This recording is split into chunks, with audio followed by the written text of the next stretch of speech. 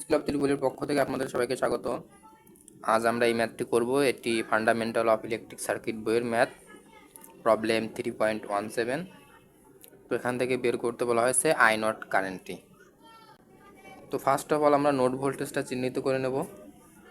তো দেখেন এখানে পুরোটাই একটা নোড।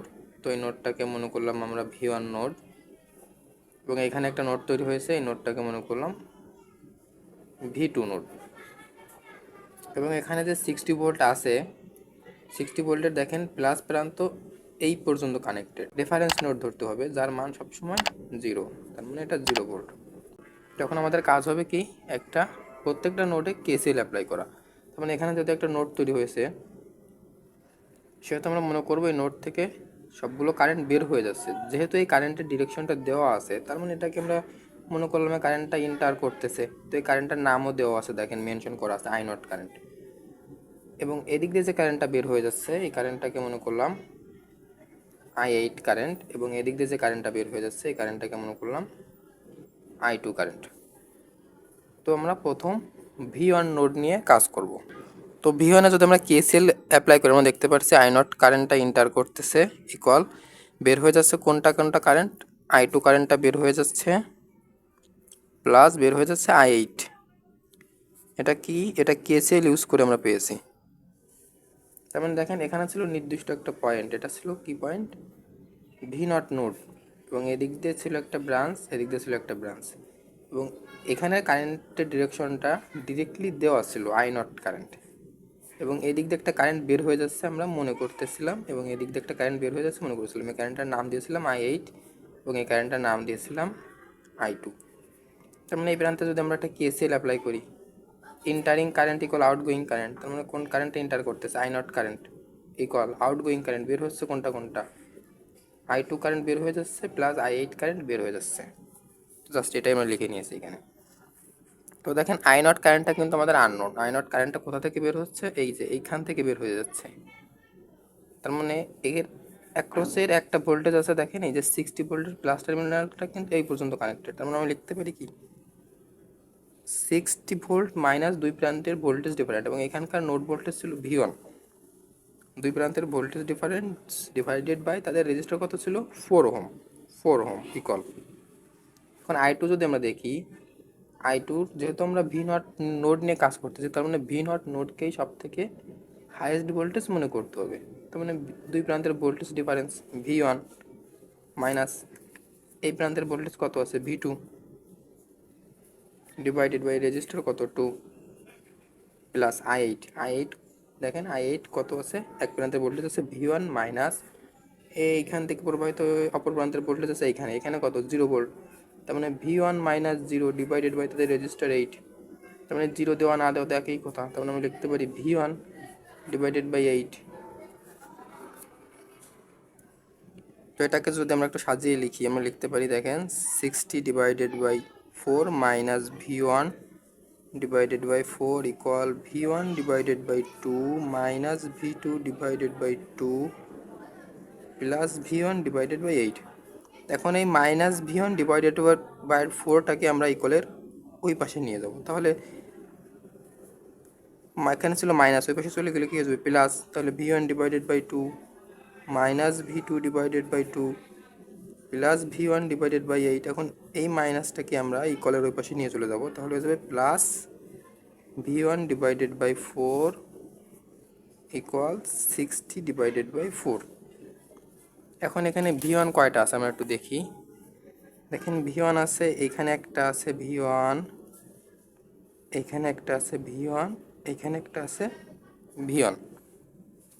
তো জাস্ট V1 গুলোকে যদি আমরা ক্যালকুলেশন করে নিই, 1 divided by 2 plus 1 divided by 8 plus 1 divided by 4, তাহলে V1 এর মান আসবে 0.875 V1, এবং V2 আছে কত, মাইনাস 1/2 করলে 0.5 V2 ইকুয়াল 15। তো এটা আমাদের ইকুয়েশন নাম্বার 1। তো এখন আমরা V2 নোড নিয়ে কাজ করব। তো V2 নোডে আমাদের একটা কেসিএল অ্যাপ্লাই করতে হবে। আমরা দেখতে পাচ্ছি 3I0 কারেন্টটা ইন্টার করতেছে, ওকে, এবং মনে করলাম সবগুলো কারেন্ট এখান থেকে বের হয়ে যাচ্ছে। তো এই কারেন্টটাকে মনে করলাম I10 এবং এদিক দিয়ে যে কারেন্টটা বের হয়ে যাচ্ছে এটাকে মনে করলাম I2 প্রাইম। তেমন আমরা লিখতে পারি অ্যাট নোড V2।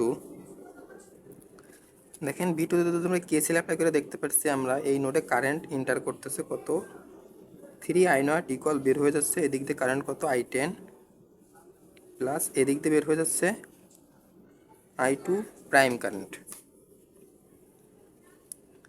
তার মানে এখানে লিখতে পারি 3। এখন দেখেন I0 কারেন্টটা কিন্তু আননোন। I0 কোন দিক দিয়ে প্রবাহিত হচ্ছিল, এদিক দিয়ে প্রবাহিত হচ্ছিল।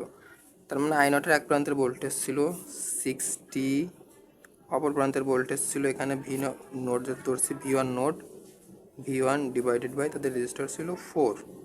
ওকে ইকুয়াল I10 এদিকে যাচ্ছে, তো এদিকের এক প্রান্তের ভোল্টেজ ছিল V2 মাইনাস এখানে ছিল কত প্লাস 60 ভোল্ট, তাহলে অপর প্রান্তের voltage minus 60 volt divided by তাদের রেজিস্টার কত 10 প্লাস এখন এই I2 প্রাইম কোন দিকে যাচ্ছে, এদিকে যাচ্ছে।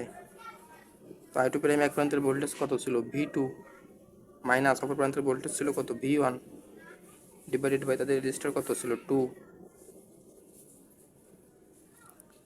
তার মানে এটাকে আমি লিখতে পারি, তো এটাকে একটু সমাধান করে নেব আমরা। দেখেন 180 divided by 4 plus 60 divided by 10, এটা করলে আমাদের মান আসবে 51 ইকুয়াল। এখন V1 যদি আমরা দেখি এখানে আছে minus V1 divided by 2 plus 3V1 divided by 4, তার মানে minus 1 divided by 2 plus 3 divided by 4, এটা করলে আমাদের মান আসবে 0.25V1 0.25V1 প্লাস এরপর V2 আছে কোনটা কোনটা দেখেন এই দুটো আছে V2, তার মানে 1 divided by 10 plus 1 divided by 2, এটা করলে আমাদের মান আসবে 0.6V2।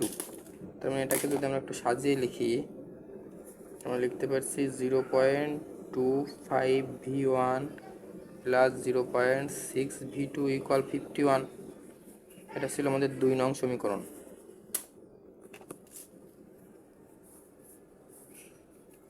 এটা ছিল 2 নং সমীকরণ এবং এখানে আমরা 1 নং সমীকরণ বের করছিলাম। এই যে এটা ছিল আমাদের 1 নং সমীকরণ। তো জাস্ট এটা আমরা ক্যালকুলেটরের সাথে সমাধান করে নেব।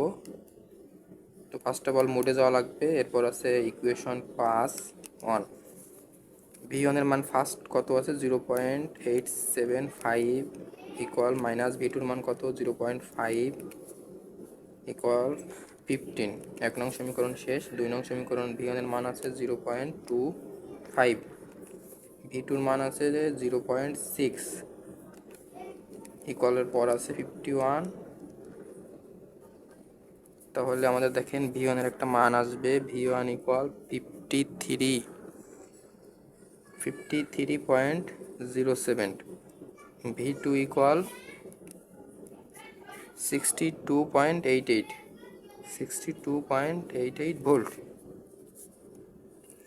তোমাদের প্রশ্ন বের করতে বলা হয়েছে I0 কারেন্টটা, এখান থেকে যে কারেন্টটা প্রবাহিত হচ্ছে এটা হচ্ছে I0 কারেন্ট।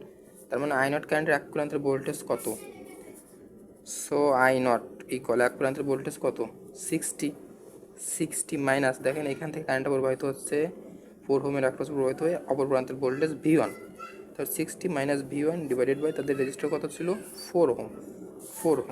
তো এখানে লিখতে পারি আমরা 60 মাইনাস V1 এর মানটা এখান থেকে আমরা বের করছি এই যে 53.07 ডিভাইডেড বাই 4। তো এটা সমাধান করে নেব, তোমাদের মান আসবে 1.73 অ্যাম্পিয়ার। তো এটি ছিল আমাদের আজকের সমাধান। ভিডিওটি ভালো লাগলে একটি লাইক দিবেন এবং নতুন নতুন ভিডিও পেতে আমাদের চ্যানেলটি সাবস্ক্রাইব করে রাখবেন। ধন্যবাদ সবাইকে।